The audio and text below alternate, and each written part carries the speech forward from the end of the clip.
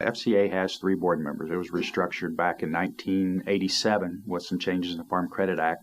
Since then, there have been 18 different board members of the Farm Credit Administration, so I'm pretty fortunate to be one of the current board members. I think the full-time role of an FCA board member really makes a difference. We see what happens on a daily basis. We're more engaged and understand really the role of the board member and what the FCA does. But I tell you, it takes a little while to sort of get adjusted to it.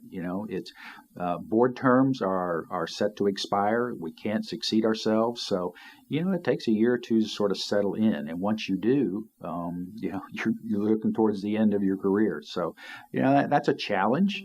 But I think that challenge causes us to be more engaged. And I think all the board members that I've been involved with over the years really become engaged and understand what the mission is with Farm Credit Administration. I'll talk about the Insurance Corporation in a minute. I'm board chair of the Farm Credit Insurance Corporation. It was created a little over 30 years ago in 1987 when we went through some changes and challenges there.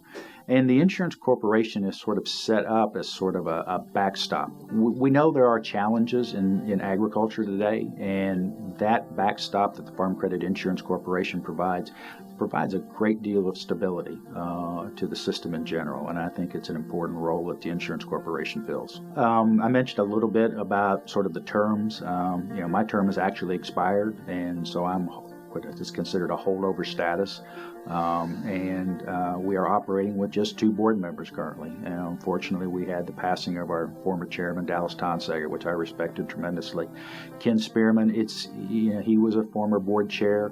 I really feel like that I've worked with people in Farm Credit Administration at the board level.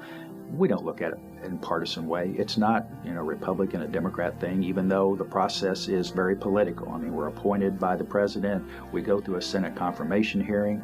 But really, everybody that I've worked with at FCA, at least at the board level, and I think all the way through the agency, do not look at things in a political sense. We look at what our mission is, and I feel really proud of the time here.